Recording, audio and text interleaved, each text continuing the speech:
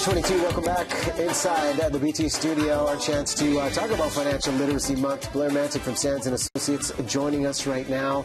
5 things we didn't know about debt. And before we get into the tips, how are Canadians when it comes to managing their debt?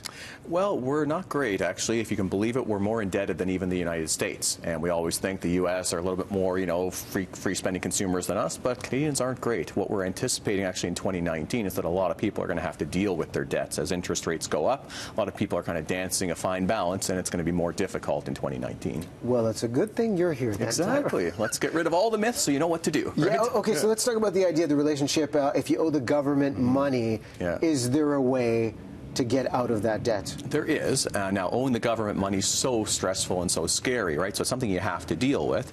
But there's really only one way to make a deal with the government if you owe them money. You've got to see a trustee, a licensed insolvency trustee, and you can do what's called a consumer proposal. And in a consumer proposal, the government agrees to stop all the interest, they reduce the debt down to what you can afford, and you pay off that reduced balance over a period of a couple of years. So it's a great option, not a bankruptcy, and that's how you can make a deal with the government on your debt. What's the trade-off financially of what your reality is like after making a deal like that? Well, in a consumer proposal, you usually pay back about a third to a half of the debt. So usually financially, you're much better off. You don't have a big payment that you can't afford each month. You're able to hopefully save a little bit of money. Okay, spouses.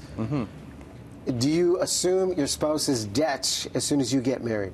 Not legally, and this is a huge myth, Riaz, and it leads to couples making completely the wrong decision collectively because, say, one person's got a bunch of assets and the other person has a big student loan, for example. The other spouse doesn't have to go and pay off the student loan, pay off the credit card debt, so on and so forth, using their assets. There's nothing that holds a partner responsible just by being married or cohabitating. Unless your name is on the invoice for a debt, you don't owe that regardless of marriage, so consider each person individually. And one person could choose to restructure their debts. It wouldn't impact the other person's assets, the other person's credit at all, and that's usually the better decision for a couple, is to consider individually what should we be doing. But you could still be a good loving partner and help out just a little bit. Of course you could, yeah. And what might be great too is if one person needs to do a consumer proposal, help the person pay it off sooner, help them make extra payments, get them out of it, help them rebuild their credit more quickly. You can definitely work together, but working together might not mean paying off for 20 years, big interest rates, and not doing the right thing. Okay, when it comes to bankruptcy, if you declare bankruptcy, does this mean you lose everything? Most people think that, Riaz, and that's the biggest fear, is that, bankruptcy is going to be this horrible thing. A trustee is going to come to your house and literally cart away all your furniture. The answer is no. Most people keep almost everything they have if they file for bankruptcy. Really important ones, you keep all your household furniture. I've never shown up at anyone's house except for dinner.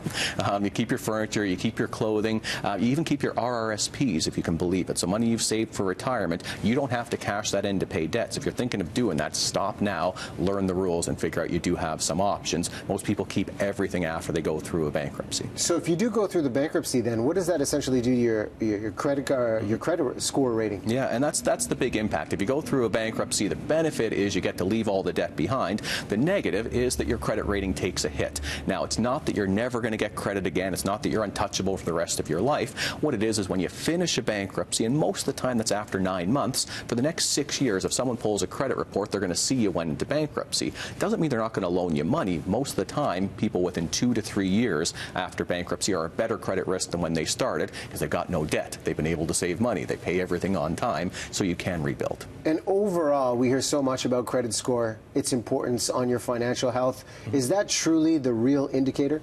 It's one indicator, but it's not the only one. And you've got to think about a credit rating as a means to an end. So what's your goal? If your goal, Riaz, is you want to, get a down payment on a property, you got to make sure you can save that money each month. And if you're preserving perfect credit because you're paying all your debts each month, you're probably not able to save money. So all a credit rating does is measure is how much money do you make the banks each month? Do you pay them all their interest? Do you pay all the charges? Are you never late on something? It doesn't measure, do you actually have some savings? Are you financially solvent? A person who never uses credit, has their house paid off, has a very poor credit rating, whereas someone who's $50,000 in debt, pays all the minimums every month, has a better credit rating. But who would you rather be? I'd rather be the person with assets. All right, 5 great tips to cover off. And if you want to help plan, there you see the website, sandstrustee.com. Blair, thanks very much. Thank you. My pleasure. If we don't see you before, happy holidays. Same to you. I'm jumping early on that one. Happy holidays to Blair. Listen, we'll take a break.